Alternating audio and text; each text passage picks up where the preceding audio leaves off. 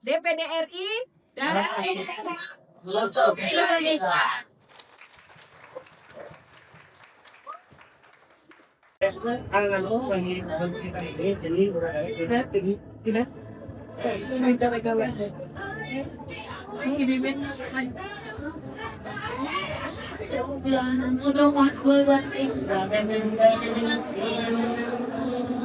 Bismillahirrahmanirrahim. Assalamualaikum warahmatullahi wabarakatuh.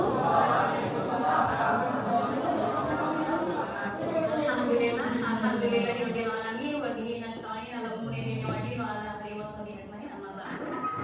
Alhamdulillah, anak-anakku gimana kabarnya, sehat? Luar biasa. Alhamdulillah, karena kita sudah berkumpul di sini dan dalam keadaan sehat walafiat, ada baiknya kita panjatkan puja dan puji syukur kehadirat Allah Subhanahu wa taala karena berkat nikmat dan rahmatnya kita bisa sehat di sini, bisa berkumpul di sini. Sholawat serta salam kita sajukan kepada baginda kita Habibana wa Nabiyana Muhammad. Yang kami hormati Ibu Kepala Sekolah kita, Ibu Rosi Rahayu SPDMM. Yang kami hormati tamu undangan kita, Ibu Agita Nurfianti SPSI. Yang kami hormati Ibu Hera dan seluruh kru dari anggota DPRD RI Jawa Barat. DPD RI Jawa Barat. Baik, anak-anak tahu mau apa di sini? Oh, seminar. Betul Ibu mau seminar? Oke, mau seminar. Mau dapat ilmu baru?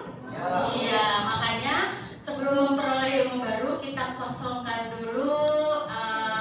Anggap aja kita lagi memperoleh atau lagi punya gelas kosong dan kita siap isi hari ini dengan minuman yang jernih dengan ilmu baru, ya. Setuju? Oke, jadi fokus ya, mohon ketika kumpul di sini gadgetnya diamankan dulu, di silent dulu semuanya. Sudah di silent. Baik. Tanpa berlama-lama kita lanjutkan kepada kita akan menyanyikan lagu Indonesia Raya dulu. Kepada Kak Salsa diperkenankan untuk menjadi dirijen. Seluruh hadirin dimohon berdiri.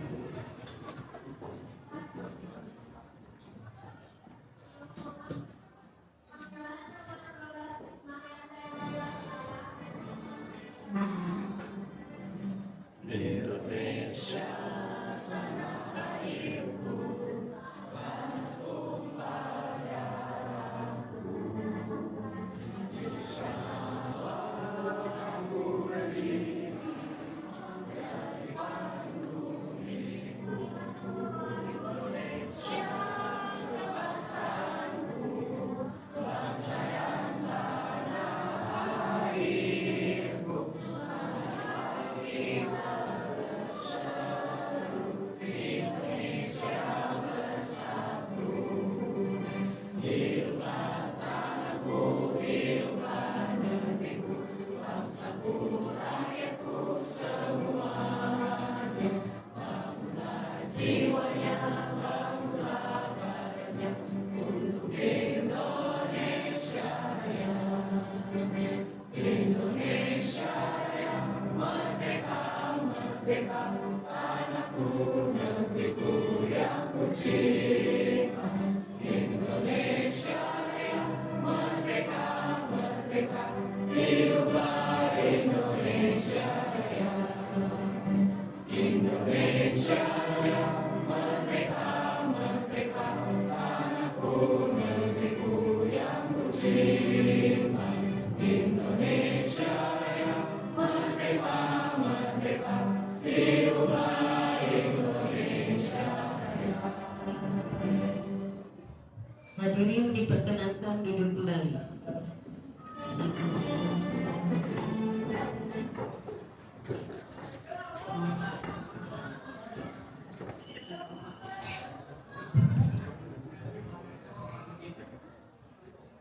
Baik, untuk berikutnya kami mengundang Ibu Kepala Sekolah, Ibu Rosi Rahayu SPDMM untuk memberikan sambutan terlebih dahulu dalam rangka menyambut tamu dari anggota DPD RI.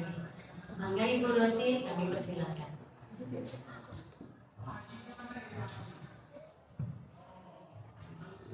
Bismillahirrahmanirrahim. Assalamualaikum warahmatullahi wabarakatuh.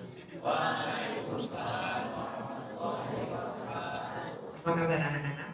Alhamdulillah luar biasa, selamat sukses.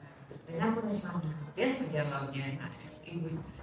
Yang saya hormati Ibu Adita Novianti SPSI sebagai anggota DPD RI Jawa Barat. Selamat datang Ibu di SMA Negeri 23 Bandung. Inilah sekolah kami Ibu dan inilah siswa-siswi yang kami bina.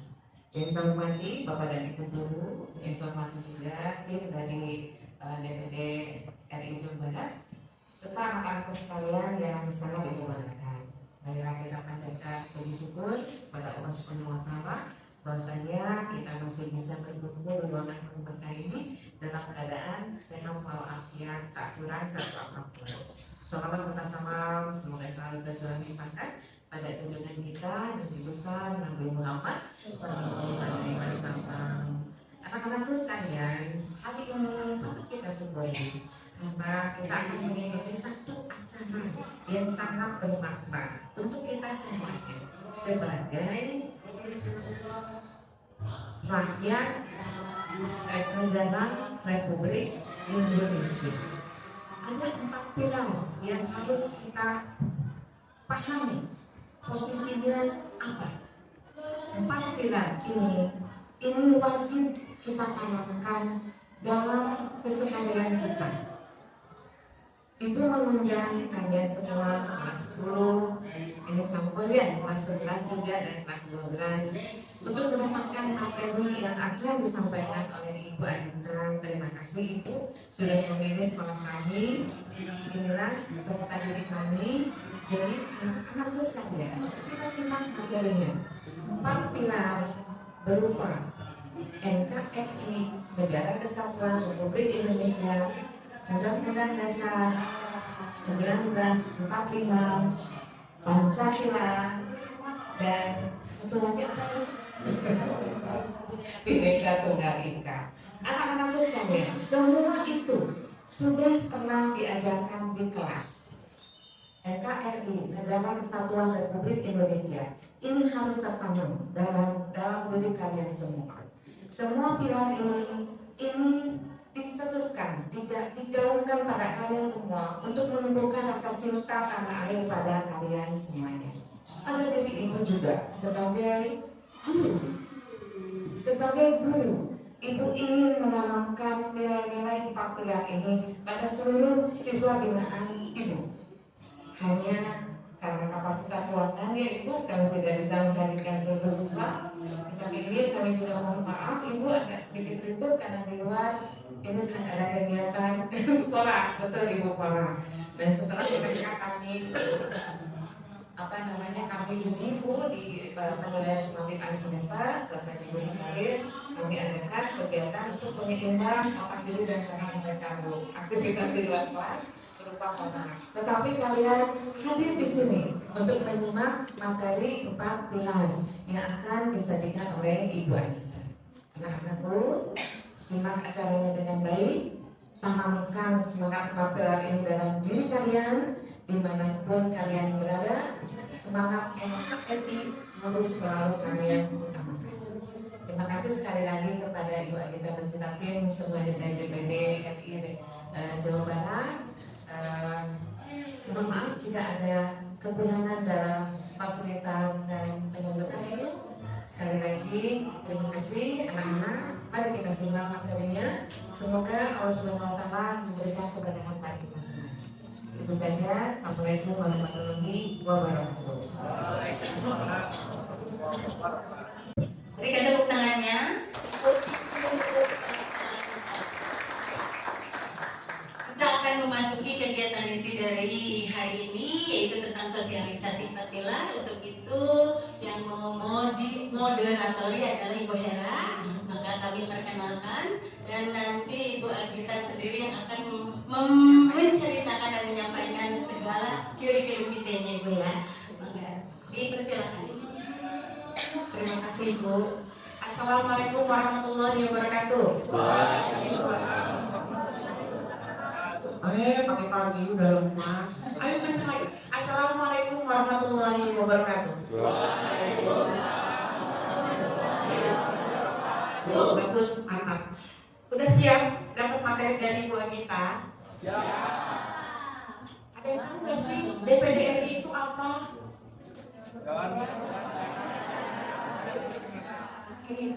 Berarti udah tahu ya anggota DPD RI ada berapa? Iya. Perwakilan provinsi 4 Ya, benar. Jadi ada 4 orang. setiap provinsi. Iya, setiap provinsi 4 benar Bapak. Dan Bapak door prize. Bapak mau apa Pak? Mau payung? Mau batu? Oh, payung. Musim hujan. Jadi anggota DPD RI benar ada 4 orang. Yang pertama Bapak Komeng Alfiansa, yang kedua Ibu Anya Rina Kasmayanti, yang ketiga Ibu Jihan Fahira, yang keempat Ibu Agita Nurfianti. Tepuk tangan buat Bu Agita. Pagi ini adik-adik sekalian akan diberi informasi. Jadi kita tuh sebenarnya seminar mini, seminar kecil, sosialisasi tentang apa itu 4 pilar. Nanti akan diterangkan oleh Ibu Agita Nurfianti. Untuk Ibu Agita akan persilakan.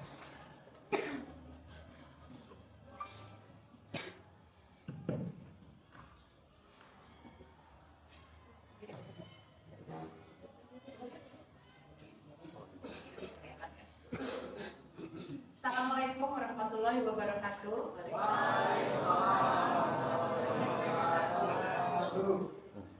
Selamat pagi semua. Apa kabarnya? Luar biasa. Semangat gak? Oke.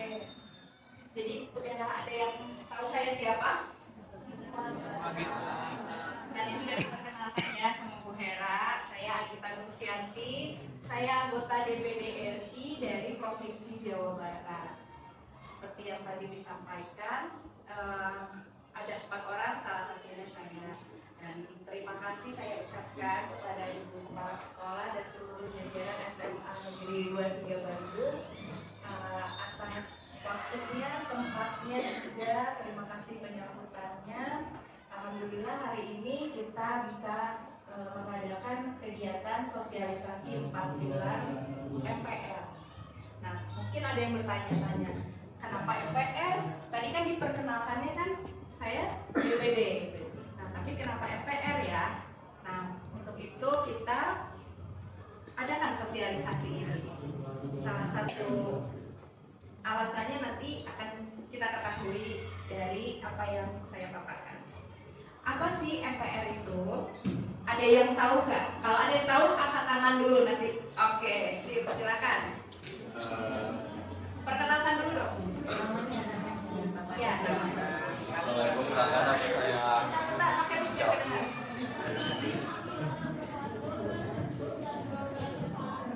Assalamualaikum. Waalaikumsalam. Perkenalkan, teman-teman, nama saya Taufik Yesris dari kelas 10-7. Saya akan menjawab pertanyaan dari Ibu Agita. MPR itu adalah Majelis Perwakilan Rakyat. Belum tepat. Ada lagi nggak yang lain? Oke, yang bagi duluan ya.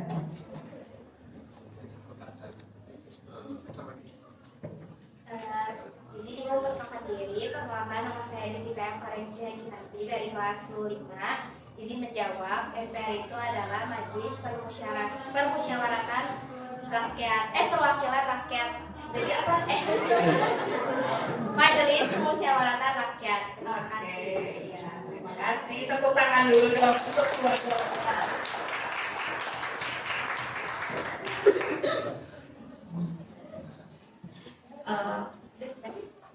Minta coklatnya berapa kali?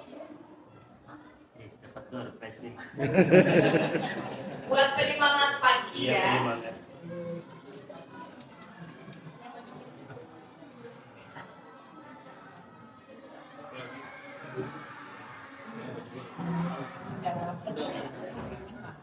Yang biru. Yang baju hitam, terima kasih sudah berani. Nanti berikutnya nanti boleh jawab lagi. Ya betul ya, jadi Majelis Permusyawaratan Rakyat ya untuk MPR itu. Saya izin duduk ya, ternyata katanya kepotong kepalanya kalau berdiri. Jadi izin duduk. Ya, MPR adalah Majelis Permusyawaratan Rakyat. MPR ini merupakan lembaga di Indonesia yang memiliki wewenang dan fungsi penting dalam sistem ketatanegaraan di Indonesia. Nah, MPR ini siapa saja sih yang ada di MPR ini? Nah, MPR ini yang duduk di MPR ini adalah anggota DPR RI dan anggota DPD RI. Maka dari itu kenapa saya anggota DPD RI tapi sosialisasinya MPR gitu. Dan saya juga karena anggota DPD RI, anggota DPR RI itu merupakan anggota MPR gitu. Kemudian apa saja sih tugas-tugas dari MPR? Nah, MPR ini meliputi menyebarluaskan keputusan MPR agar dipahami dan diterapkan di masyarakat. Kemudian memperkenalkan 4 pilar seperti yang saya lakukan pada hari ini. 4 pilar ada Pancasila, tadi juga Ibu Kepala Sekolah sudah sampaikan ya. 4 pilar itu ada Pancasila, Undang-Undang Dasar 45, Bhinneka Tunggal Ika, dan NKRI. Kemudian mengkaji dan mengevaluasi pelaksanaan Undang-Undang Dasar 45 serta sistem pemerintahan.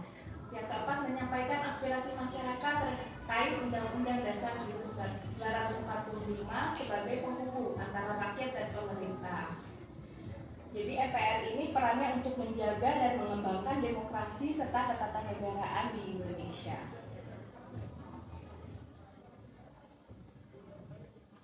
Oke, 4 pilar, ada yang bisa mengulang apa saja? Oke. Siapa? Gercep. Gercep ya.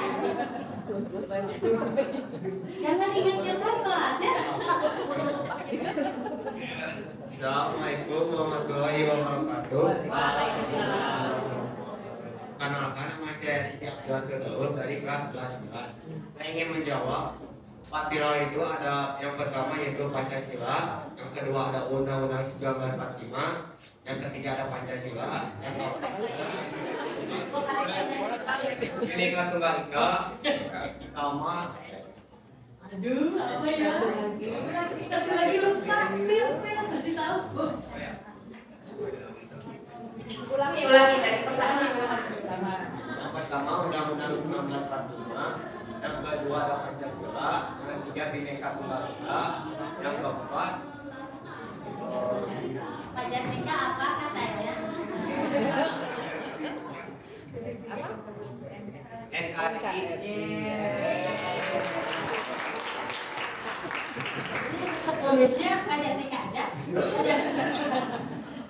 Coklatnya, Ya, dapat coklat Rizky ya. Oke, ya 4 pilar ya.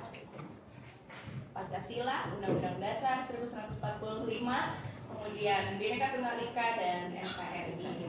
4 pilar itu merupakan landasan dalam kehidupan berbangsa dan bernegara. Pancasila ini merupakan sebagai dasar dan ideologi dari negara kita. Kemudian Undang-Undang Dasar Negara Republik 45 sebagai konstitusi negara serta ketetapan MPR. Kemudian NKRI, Negara Kesatuan Republik Indonesia itu sebagai bentuk negara. Dan yang terakhir Bhinneka Tunggal Ika ini sebagai semboyan negara kita. Yang pertama dulu ya, Pancasila. Ini pasti dari zaman SD lah udah pada mengenal ya Pancasila. Pasti udah belajar pertama kali kelas 1 kelas 1 SD itu udah hafalannya tuh Pancasila. Ada berapa? Ada 5. Itu pasti sampai sekarang udah molotok ya Bu ya di otaknya ya Bu ya. Karena itu bukan cuma hafalan, bukan cuma sekedar hafalan, tapi Pancasila ini juga harus kita terapkan dalam kehidupan kita sehari-hari. baik di rumah, di sekolah, di lingkungan masyarakat. Nah, ada yang tahu nggak sih Pancasila itu lambangnya apa?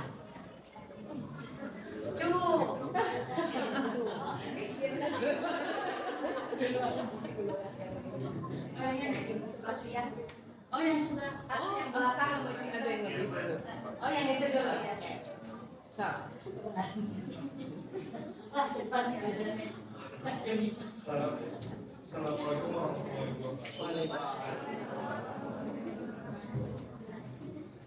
Sebelumnya perkenalkan nama saya Firman Pratama Saputra dari kelas 1.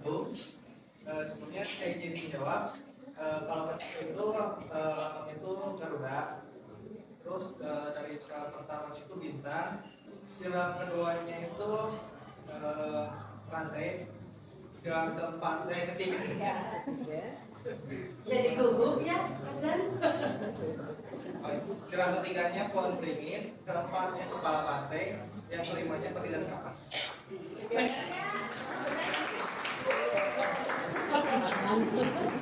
Simuknya.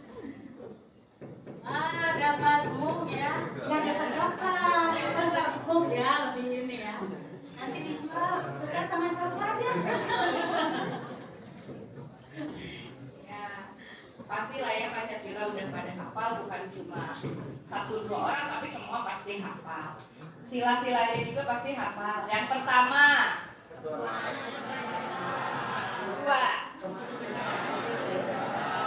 4.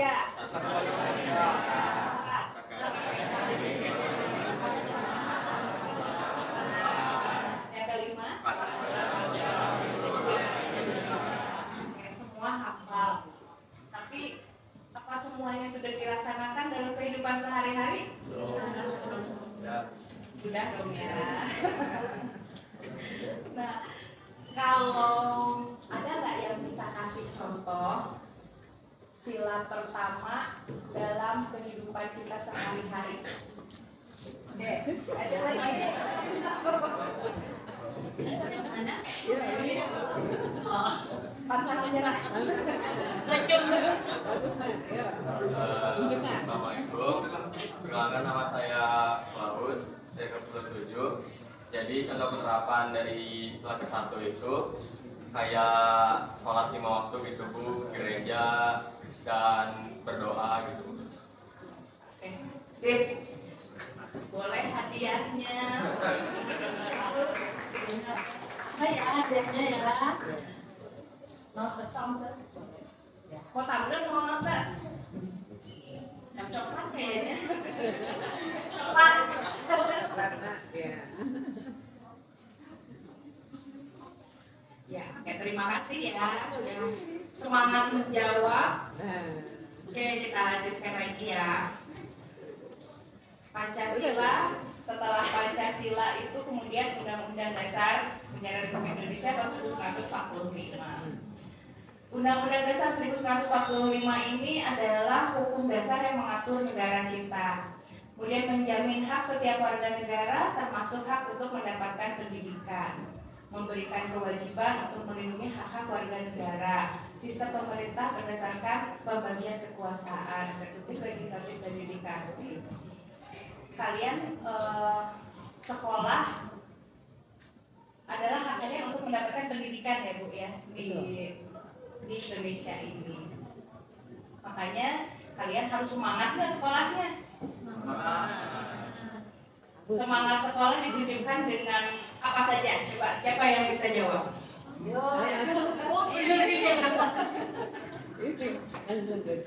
Semangat. Ayo, Salsa. Assalamualaikum. Waalaikumsalam. Mewujud semangat sekolah itu mengerjakan tugas tepat waktu, datang sekolah tepat waktu, lalu bersungguh-sungguh dalam menuntut ilmu.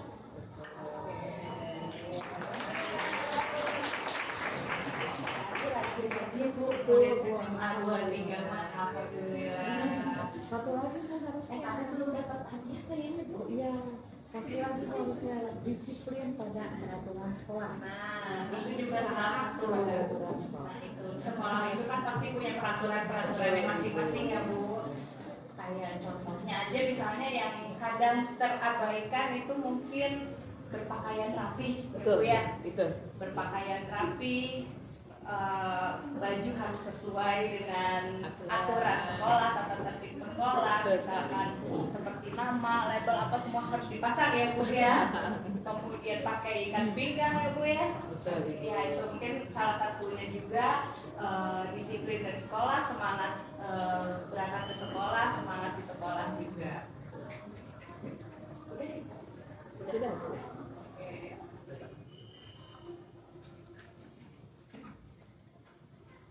Kemudian NKRI. NKRI adalah negara yang bersatu dari Sabang sampai Merauke.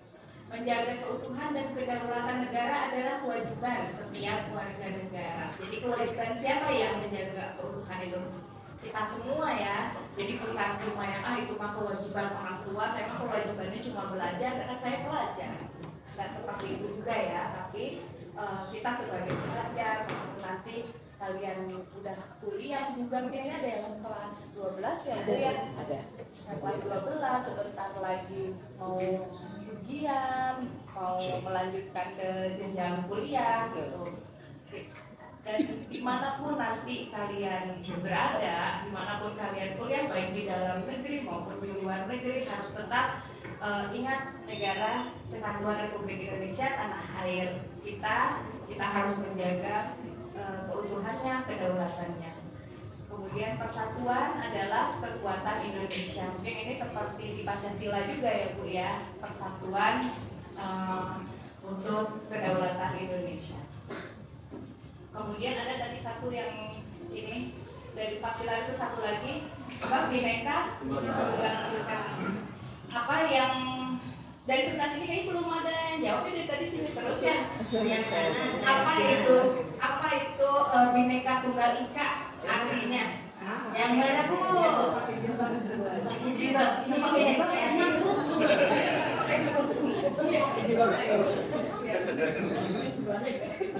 Assalamualaikum warahmatullahi wabarakatuh. Nama saya Fadila dari kelas 11 Arti dari Bhinneka Tunggal Ika. Bhinneka Tunggal Ika itu berbeda-beda tapi tetap satu tujuan. Oke, sip. Terima kasih untuk jawabannya.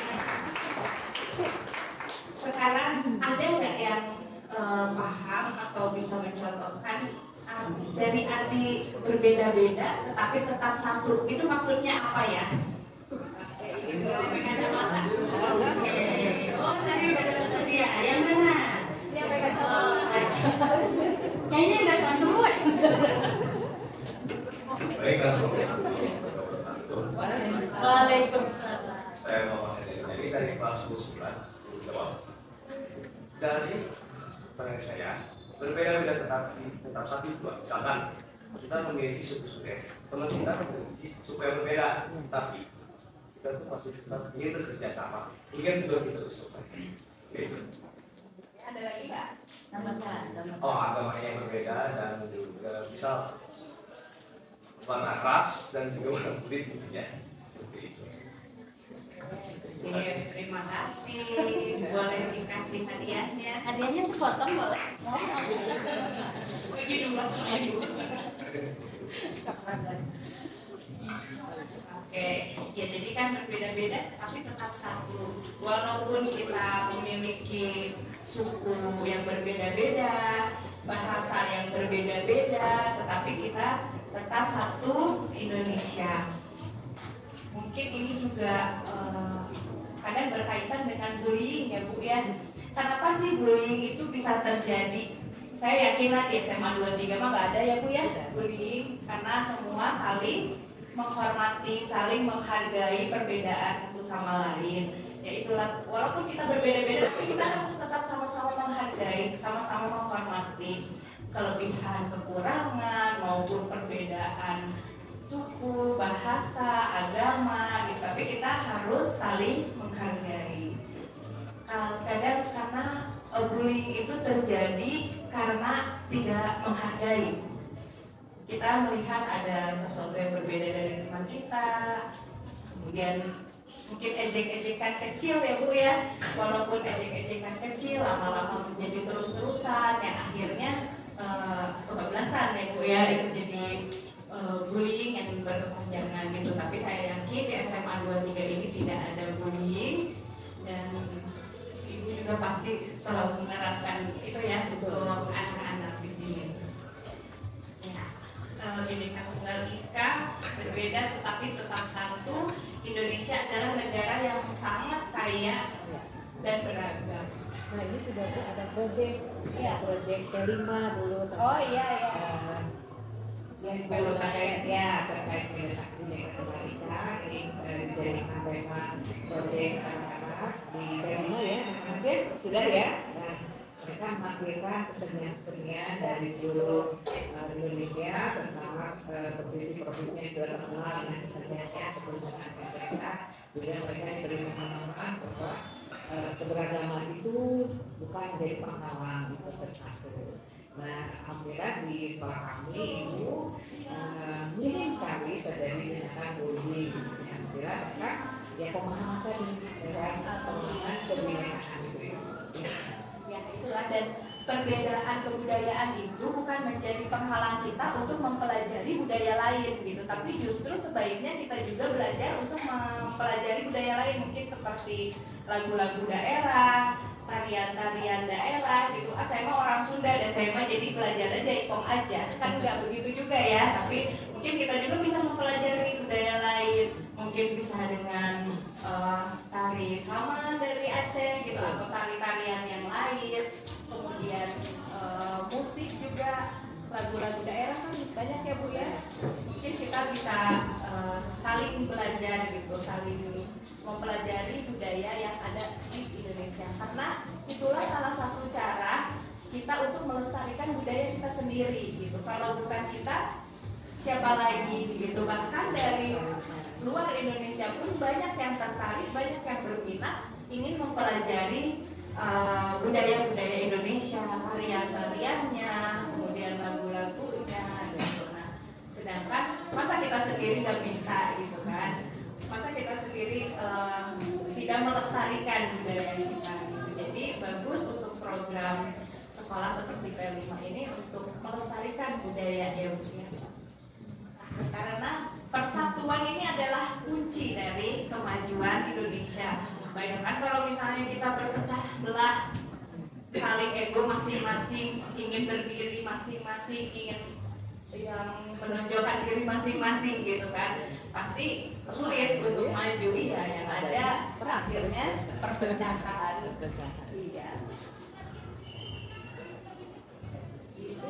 Kurang lebih sih kalau materi yang saya sampaikan kurang lebih itu. Nanti kita bisa ada sharing ya, Bu Hera ya.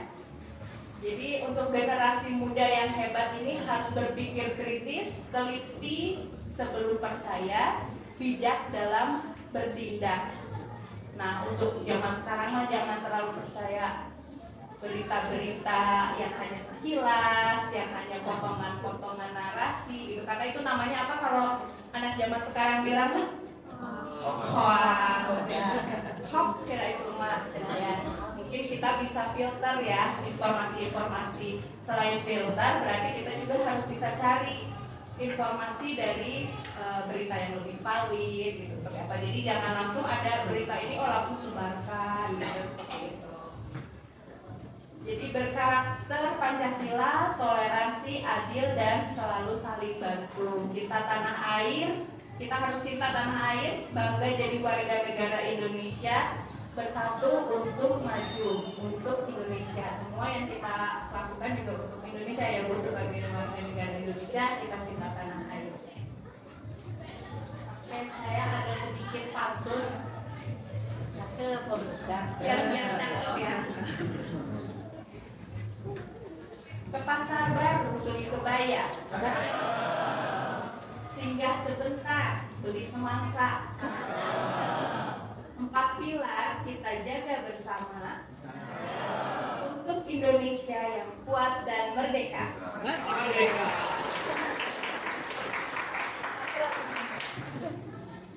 Belajar giat, jangan berhenti.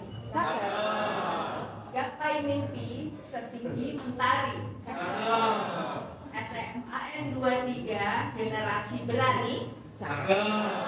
Siap mengabdi untuk negeri ini. Siap dong jawabannya. Ya,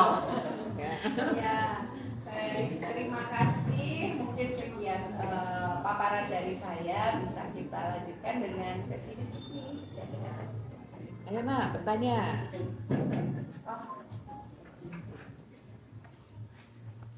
Gimana? Masih semangat ya? Semangat. Masih. Terus tadi paparannya Bu Agita, nyangkut nggak? Tapi yang saya kanan tengah kayaknya belum banyak jawab. Berarti sekarang ada pertanyaan ya? Dari saya tengah. Buat pertanyaan. Sampaikan apa yang sudah disampaikan Bu Agita. Kita lanjutkan dengan sesi tanya jawab. Tanya jawab boleh dari teman-teman siswa maupun dari Bapak Ibu guru apabila ada yang perlu ditanyakan terkait dengan tampilan. Ada yang mau kita kasih 3 penanya dulu? Ayo. Satu, dua. Satu lagi. Dua yang mana Bu? Dua yang mana? Dibalik Vela. Satu, dua, satu lagi. Satu lagi. Oke. Yang pakai kacamata sebelah kanan. Jadi terima kasih untuk kesempatan bertanya. Sebelumnya izinkan saya memperkenalkan diri. Nama saya Muhammad Faryad Bahar dari kelas 27. Izin bertanya tentang Pancasila dan Undang-Undang Dasar 1945. Kan katanya Pancasila itu sumber dari segala hukum. Lalu ada Undang-Undang Dasar sebagai konstitusi. Lalu apa yang membedakan dua hal tersebut itu? Mau langsung dijawab atau seperti apa Ibu? Ditampung dulu. Kalau udah apa tadi?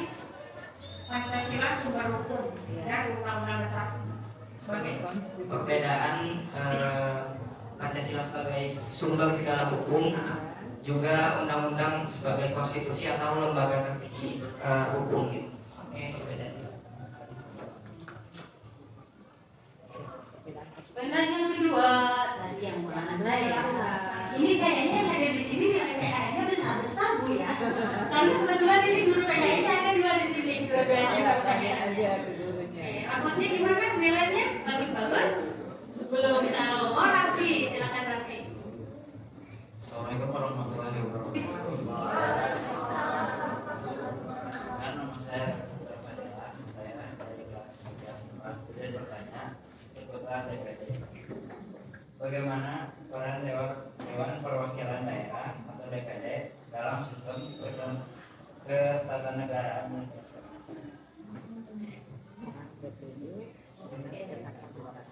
Lebih bertanya kepada peran DPD dalam sistem ketatanegaraan. Yang ketiga tadi siapa ya? Oh, udah lagi? Itu udah dengar tadi ya? Yang udah dengar tadi ya? Mungkin saya langsung bertanya aja karena tadi sudah perkenalan. Pertanyaan saya mungkin termasuk sama terkait tentang DPD. Jadi tadi sebelumnya bahwa kita tuh sudah menyebutkan bahwa DPD itu menyalurkan informasi dari pemerintah untuk rakyat. Nah, bagaimana jika ada rakyat yang tidak setuju dengan aturan pemerintah, apakah melalui kebijakan dari DPD dulu atau langsung ke pemerintahnya tersebut? Terima kasih. Lebih kepada prosedurnya ya, mungkin ya Firman ya. Iya. Cukup 3 aja atau perlu ditambah Ibu? 3 dulu. 3 dulu. Ya. Ibu mau jawab yang mana dulu? Oke, yang terakhir ya. Tadi kan katanya apa? DPD itu mensosialisasikan juga MPR ya, lebih tepatnya MPR itu kan mensosialisasikan aturan-aturan undang-undang itu seperti itu, dan bagaimana kalau ada yang tidak setuju dengan peraturan tersebut, prosedurnya atau mungkin langkah-langkahnya seperti apa. Jadi mungkin sekilas dulu untuk saya berkenalkan mengenai DPD gitu ya. Jadi DPD RI ini kan ada di setiap provinsi. Semua provinsi ada 4 anggota. Nah, untuk DPD ini tugasnya adalah salah satunya adalah mengawasi atau mengharmonisasi hubungan antara pusat dengan daerah. Jadi itu baik pusat ke daerah maupun daerah ke pusat gitu. Nah, untuk misalkan ada, jadi dari kami juga, dari DPD juga, kami mengevaluasi atau merumuskan apa-apa saja hal-hal yang kiranya undang-undang yang sudah tidak sesuai, sudah tidak relevan untuk saat ini. Misalkan undang-undang itu sudah terlalu tua atau terlalu lama yang membutuhkan perubahan undang-undang, baik itu peraturan daerah maupun undang-undang gitu, itu kami pantau, kami evaluasi. Yang biasanya saya lakukan adalah mengadakan pertemuan dengan pihak-pihak terkait. Misalkan undang-undang tentang apa? Misalnya undang-undang tentang pendidikan. Ada yang sudah tidak relevan misalnya Bu. Itu kami evaluasi, kami panggil pihak-pihak terkait untuk menjadi bahan pertimbangan. Apa saja nih yang harus diubah dan mengapa harus diubah dan harus seperti apa diubahnya.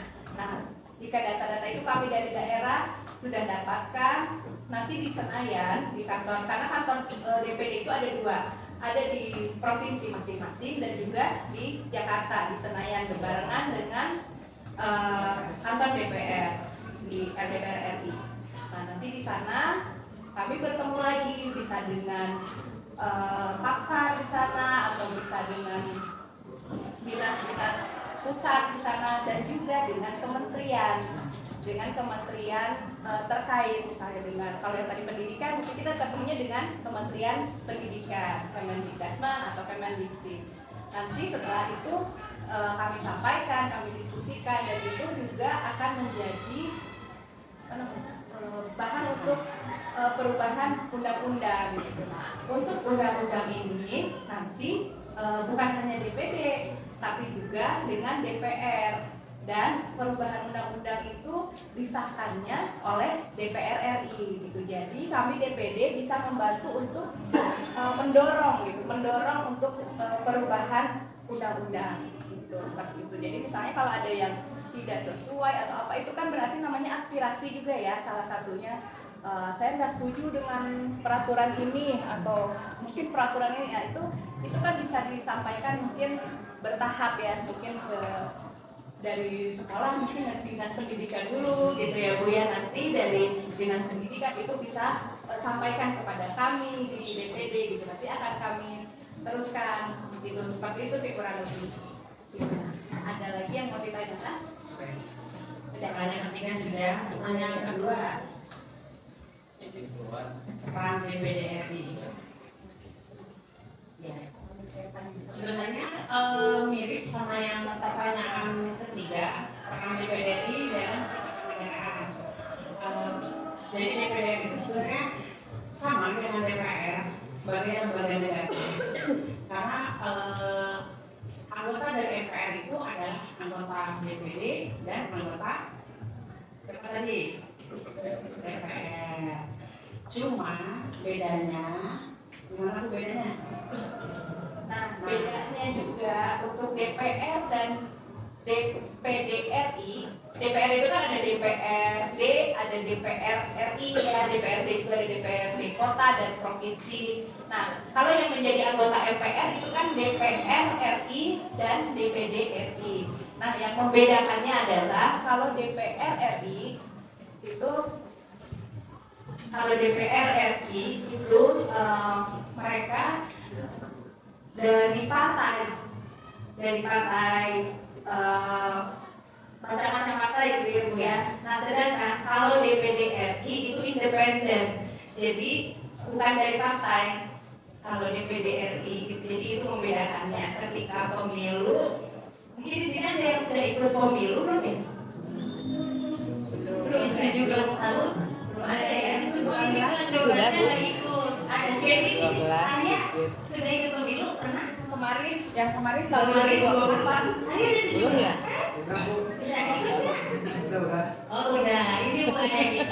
Nah, kalau yang sudah ikut pemilu dan nanti ini kan 4 tahun yang akan datang semua ikut pemilu ya Bu ya. Nah nanti di kertas suara pun akan ada perbedaan gitu. Kalau yang DPR, DPRD itu pasti ada partainya.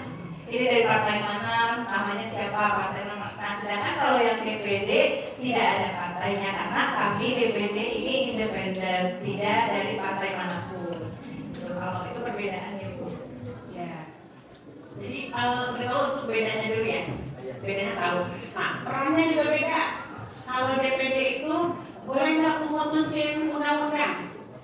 Nggak bisa. Nah, iya. Jadi bedanya di situ. Ya, yang memutuskan undang-undang adalah DPR RI. Benar. Tapi waktu pembahasan DPD RI terlibat pemerintah. Ketika membahas undang-undang itu terlibat, bahkan DPD juga seperti yang tadi saya ceritakan bisa mengusulkan undang-undang atau mendorong gitu supaya undang-undang ini khususnya dari daerah Bu. Ya, khususnya dari daerah. Jadi kalau misalnya teman-teman merasa bahwa DPD itu sama dengan DPRD, beda. DPD itu tingkatnya negara, kalau DPRD tingkatnya provinsi atau kabupaten kota. Jadi tidak tukar lagi ya. Kalau nanti bilang di mana DPD RI, bukan yang di depan gedung sate. Kalau yang di depan gedung sate apa? DPRD provinsi. Iya benar, DPRD provinsi. Terus DPD dari partai mana sih yang mau datang? Partai nggak? Enggak. Jadi DPD RI seperti yang dibilang Bu Agisa tadi tidak mewakili satu partai pun. Bu Agita mencalonkan diri secara independen atau perorangan. Yang dikatakan gimana? Masih kurang jawabannya? Oke. Sekarang pertanyaan yang pertama dulu ya Pak. Pengenalannya.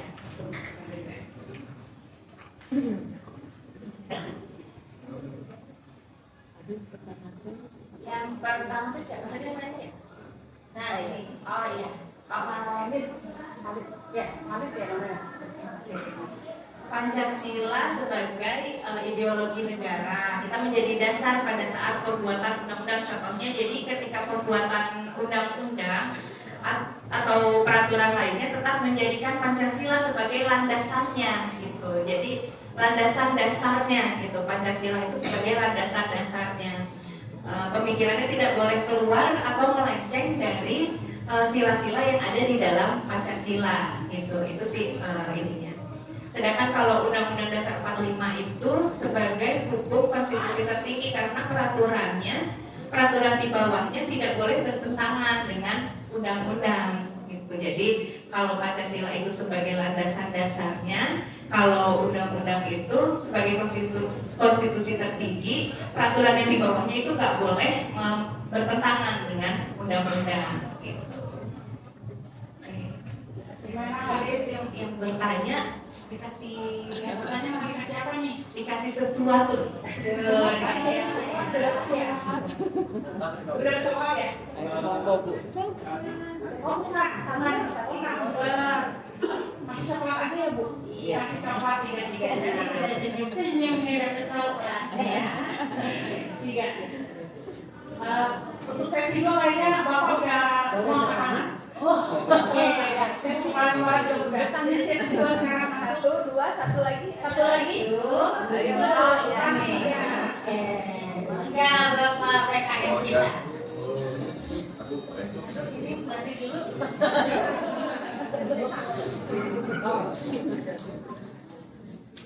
Bismillahirrahmanirrahim. Bismillahirrahmanirrahim. Terima kasih kepada Ibu atas kesempatan yang diberikan. Pertama saya mohon izin dulu ya, ingin melengkapi juga Ibu masalah tadi ya. Mengenai tugas DPD itu sudah ada diatur di dalam UUD 45 pasal 22D.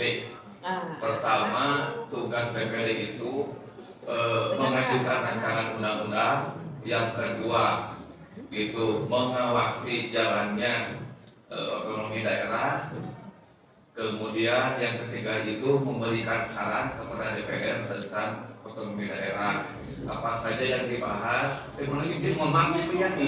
Yang pertama tentang pemekaran daerah, yang kedua pengelolaan kekayaan daerah, yang ketiganya hubungan antara pusat dan daerah tentang berbagai hal yang Ibu seperti itu kan. Ya bisa jadi kalau Anda punya persoalan di daerah bisa diizinkan ke sebagainya. Kemudian saya suka bertanya Bu ya, itu sebatas sharing saja Bu ya. Pembelajaran 14 itu kan ada temanya di dalam pelajaran PPKN. Cuman ya alhamdulillah saya mengajar itu pada zaman Soeharto dulu di tahun 99 dan sekian. Jadi bisa membandingkan gitu kan ya. Yang jadi kelemahan dari materi pembelajaran PKN sekarang itu hanya sebatas hafal saja, nanti tapi tidak contoh yang Ibu tadi berikan bahwa ada 14 itu sebetulnya bagus itu yang pertama semua yang Bhinneka Tunggal Ika di mana kita juga apalagi di ketiga itu bermacam-macam suku ras dan bangsa yang berbeda itu cukup banyak itu sebetulnya. Cuma khawatir juga takut terjadi gesekan-gesekan berarti sekarang dulu gitu-gitunya membawa nama salah itu. Nah di situ tidak dijelaskan yang di dalam materi pembelajaran itu hanya kita bangga menjadi warga negara Indonesia dengan budayanya dan lain sebagainya. Cuma tidak dikirikan apa yang boleh, apa yang tidak. Gitu. Masalahnya misalkan ada kan sekarang dari masalah agama juga ada, cuma terang kecilan. Ada tentang suku juga ada, saya dengar dari anak juga. Nah kemudian di pembelajaran waktu zaman Soeharto itu karena pesan orangnya kalau materi sekarang hanya sebatas penghafal saja.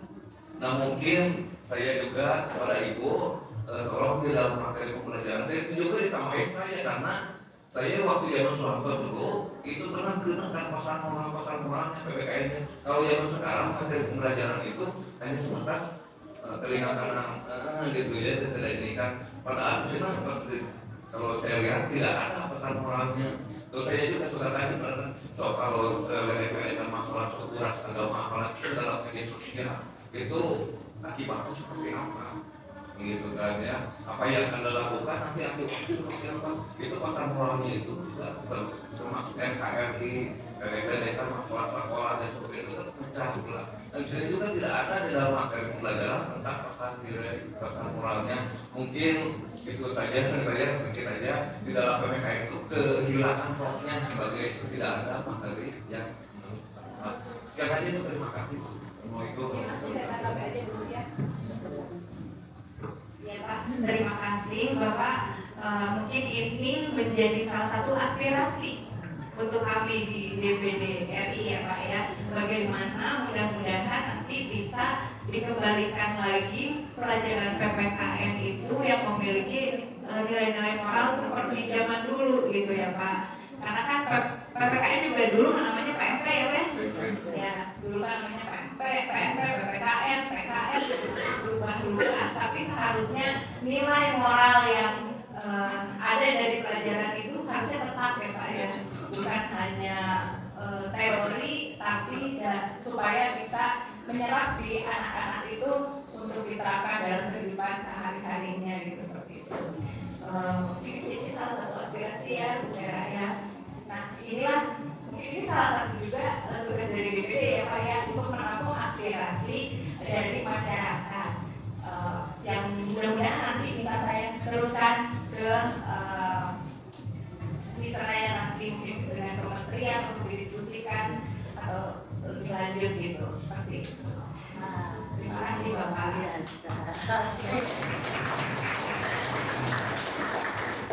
Kalau Feli ini ibu ya dari mana? Yang kedua berarti kita kasih porsi. Ya, Ibu, terima kasih Ibu atas kesempatannya. Ibu, keluarganya kami, Ibu datang karena kami ibu sekali ada kelas-kelas inspirasi seperti ini yang bisa kami adakan untuk seluruh siswa kami. Nah, barangkali ini aku di antara kalian mungkin tentu ya, meskipun baru keinginan dalam diri kalian, keinginan untuk menjadi seorang anggota DPD RI, ya pasti ada nih, itu yakin. Cuma kalian belum berani mengumumkannya. Nah, barangkali Ibu pada kesempatan ini Ibu bisa berbagi pengalaman bagaimana caranya pemilihan untuk menjadi seorang anggota DPD yang Ibu alami, dan juga bekal apa Bu yang harus siswa-siswi kami bekal gitu ya, bekal apa yang harus mereka siapkan agar mereka terpilih menjadi seorang anggota DPD, DPR ataupun perwakilan di pemerintahan, itu mereka bisa berperan dengan baik dan memiliki kontribusi yang positif bagi negara. Itu barangkali Ibu, karena kebetulan Ibu hadir di sini, kami ingin siswa-siswi kami mendapatkan apa ya Bu ya, pemotivasian untuk bisa lebih giat belajar, lebih disiplin lagi, begitu ya, anak-anaknya, betul tidak? Betul. Terima kasih Bu. Untuk menjadi anggota DPD itu tentunya ada seleksi dulu di awalnya, itu ada rangkaian tes juga seperti psikotes, tes kesehatan, seperti itu juga ada. Kemudian dukungan juga itu tentunya perlu ada dukungan. Kalau misalnya kita kan dari Jawa Barat ya tentunya dukungan dari warga Jawa Barat, karena kalau untuk DPD itu yang memilih provinsi gitu, beda dengan DPRD. Kalau DPRD itu kan hanya dapil-dapil saja ya, misalkan dapil 1, dapil 2, ini wilayahnya mana-mana saja. Tapi kalau untuk DPD itu kan seluruh provinsi. Jadi provinsi Jawa Barat ya semua warga Jawa Barat gitu. Provinsi Jawa Tengah ya semua warga Jawa Tengah gitu. Jadi mungkin hubungannya itu ya yang pastinya sih mungkin untuk pendidikan kita harus semangat belajar, itu tentunya ya Bu ya. Juga mungkin perlu ditanamkan dalam diri kita nilai-nilai Pancasila juga Bu, karena kan untuk bisa itu kan kita juga ya sila pertama tentunya kita juga harus berdoa bagaimana agar keinginan-keinginan kita bisa terkabulkan gitu. Kemudian juga bagaimana kita bersosialisasi dengan masyarakat, kemudian bagaimana juga kita menunjukkan keberadaan kita lah gitu ya Bu ya, untuk tahapan pemilu gitu. Nah kalau misalkan sudah terpilih gitu, mungkin itu juga sila-sila di Pancasila juga harus tetap ditanamkan pada diri kita, karena kalau misalnya enggak Bu, mungkin banyak akan terjadi kasus-kasus seperti yang banyak malah mungkin ya Bu ya, seperti saat ini mungkin yang sering didemokan, korupsi lah atau apa, nah seperti itu. Jadi kalau menurut saya mudah-mudahan saya pun bisa amanah gitu. Jadi ya nilai-nilai Pancasila ini juga penting yang kita terapkan dalam kehidupan kita untuk menguatkan kita bagaimana kita mencintai tanah air ini dengan memberikan yang terbaik untuk masyarakat kita. Apalagi untuk saya Jawa Barat, berarti saya juga ingin memberikan yang terbaik untuk warga Jawa Barat gitu. Yang mungkin seperti 4 pilar ini saya adakan di sekolah-sekolah. Saya selama 4 pilar ini saya sering melakukan di sekolah SMA maupun SMP.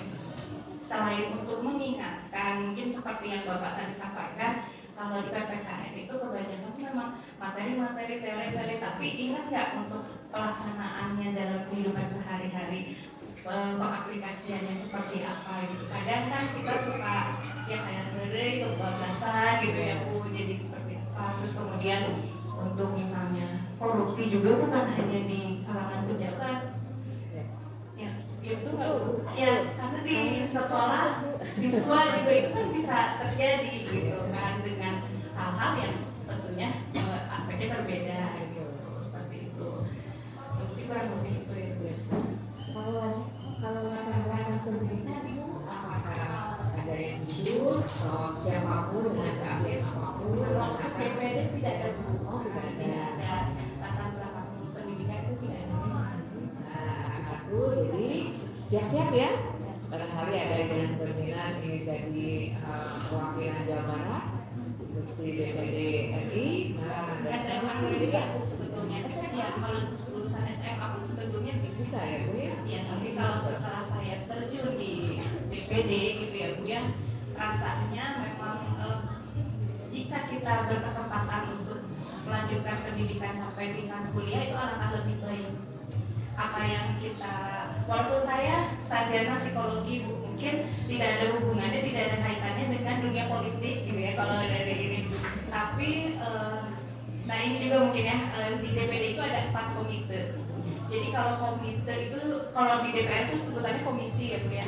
Tapi kalau DPD itu ada 4 dan kebetulan saya ada di komite 3. Komite 3 itu membidangi salah satunya adalah pendidikan, kesehatan, seni dan budaya, agama, kemudian pariwisata, perlindungan ibu dan anak, pemberdayaan perempuan. Nah, kalau misalnya dilihat itu, saya sarjana psikologi, terjun di sana, ada yang cocok, ada yang tidak gitu ya Bu ya. Walaupun kebanyakan memang ada yang sesuai gitu, seperti pendidikan, perlindungan ibu dan anak gitu, atau yang lain-lain. Tapi kan ada pariwisata mungkin bukan bidang saya gitu kan kalau kesini. Tapi kan ketika kita sudah terjun di DPD, semua harus bisa kita lakukan. Walaupun misalkan nanti saya beralih ke komite yang lain, komite 1, 2 ataupun 4, tetap saja gitu, itu harus bisa kita lakukan. Makanya menurut saya pendidikan itu penting juga gitu, karena yang kita perjuangkan di sana nanti adalah untuk warga masyarakat Jawa Barat juga gitu. Terima kasih Bu. Nah, anak-anakku bisa dipahami ya? Kalau ingin jadi anggota DPD harus bagaimana? Harus rajin belajar dari sekarang. Ya, jadilah seorang ahli nanti. Kalian jadi seorang pribadi yang memiliki keterampilan, memiliki ilmu pengetahuan yang cukup. Karena dari seorang anggota DPD itu jabatan yang bukan ecek-ecek, tapi kalian harus menjadi perwakilan, mewakili rakyat Jawa Barat yang melihat melakukan aspirasinya dan turut memajukan masyarakat di provinsi Jawa Barat. Nah, kalian semua Ibu berpesan mulai sekarang lebih fokus lagi belajarnya. Ya, ada masanya kalian harus belajar, ada masanya kalian boleh kalian. Ya, tugas wajib seorang pelajar apa? Belajar. Nah, ini Bu ya yang harus terus-terusan kita tanamkan pada anak-anak kita. Sampai itu belajarnya atau lebih banyak mainnya. Nah, terima kasih permainannya lebih banyak. Belajarnya dulu ya. Ada waktunya nanti kalian bersenang-senang setelah kalian sukses dalam kehidupan. Ya, Ibu terima kasih sekali atas penjelasannya. Sekarang kita masuk ke pertanyaan ketiga. Ya, pertanyaan terakhir. Silakan. Oh.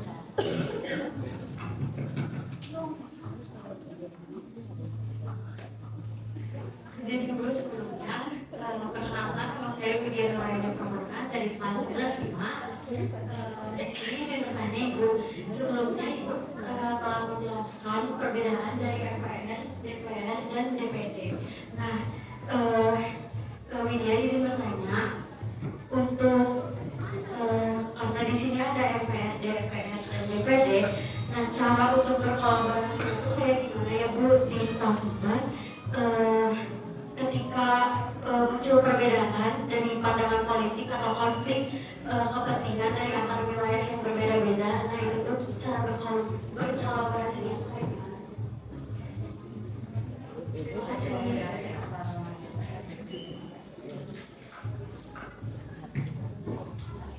Terima kasih pertanyaannya.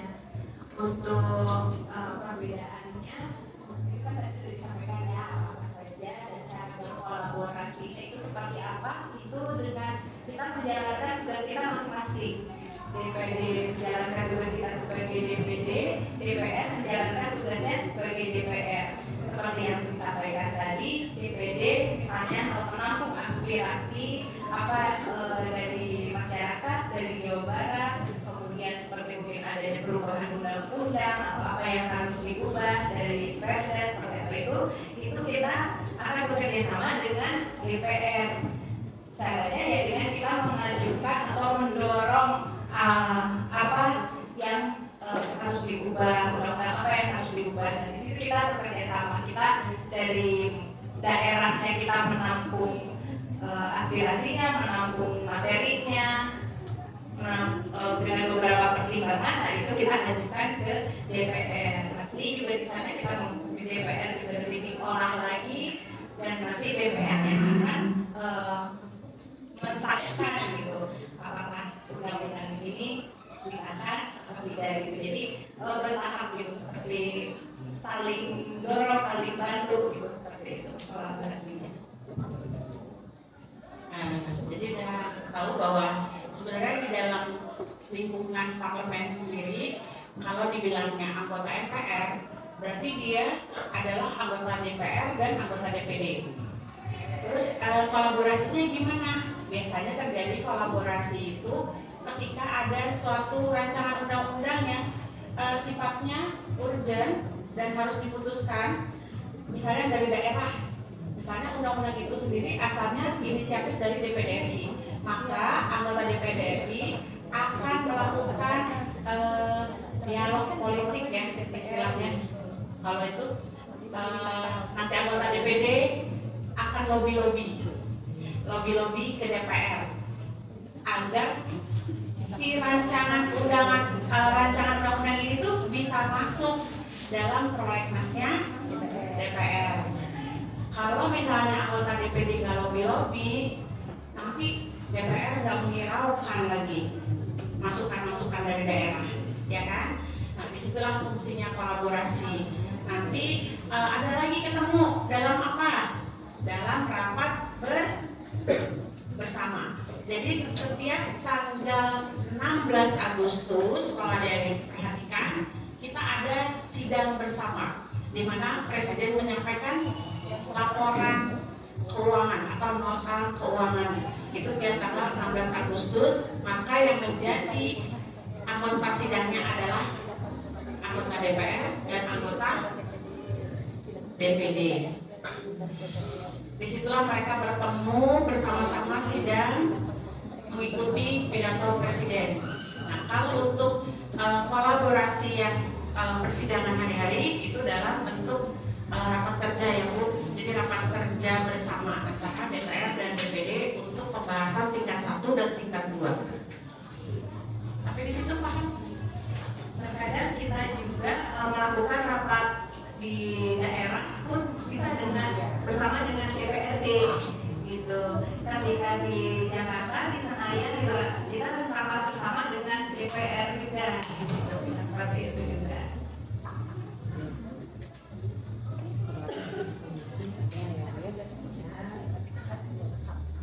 Gimana? Sudah semua Bu jadinya? Oke. Oh iya, jadi 6 penanya Mas Jaki, Bapak, Ibu, terus siapa lagi tadi ya? Yang belakang 3, 4. Ini masih berapa? Masih 4. 2 lagi cukup berarti. Bapak, buku kamu. Oh, dan justru saya bukan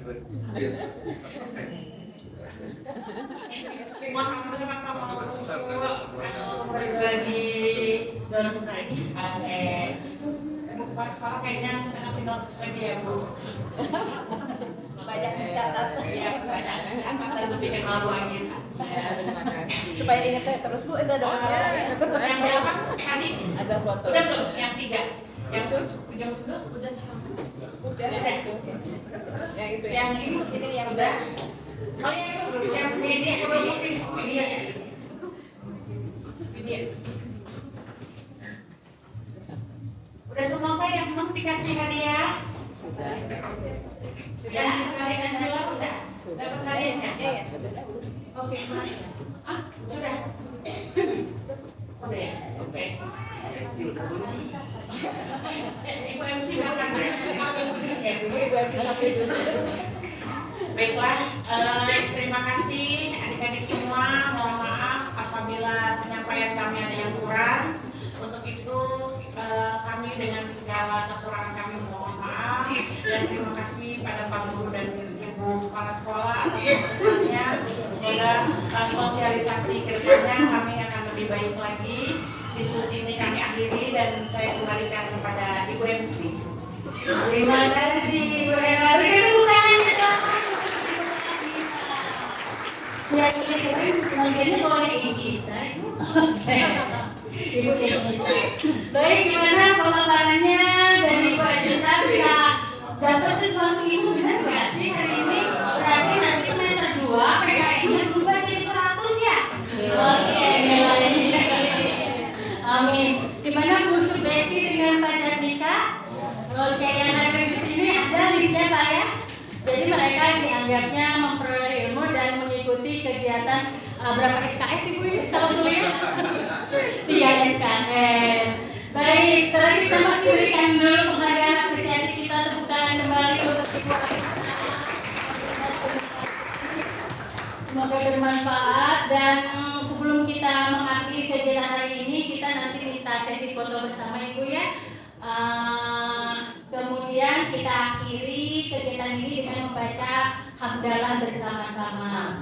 Alhamdulillahirobbilalamin dan ucapkan doa tutup majelis. Subhanakallahumma wa bihamdika asyhadu an la ilaha illa anta astaghfiruka wa atubu ilaik. Terima kasih anak-anakku, anak-anak yang hebat, semoga bermanfaat. Billahi taufiq wal hidayah. Assalamualaikum warahmatullahi wabarakatuh. Jangan lupa sampahnya di bawah sesudah sesi foto. Jadi ya, gimana sesi fotonya? Di mana Pak Mahmud? Adik-adik kalau misalnya mau tahu kegiatan DPD RI Jawa Barat, boleh di follow IG-nya ya. Nah, follow IG DPD RI Jabar. Follow ya. Jabar aja ya, DPD RI Jabar. Nanti di situ bisa lihat kegiatan Bu Agita, Bu Jihan, Bu Anya, Pak Kalau kirim pesan dicuekin ya Bu? Oh enggak, oh dijawab. Insya Allah dijawab. Di mana? Di sini Ibu. Jadi anak-anak di belakang, Ibu di Semuanya ya. boleh berdiri berapa? Terima kasih ya Bu. Terima kasih.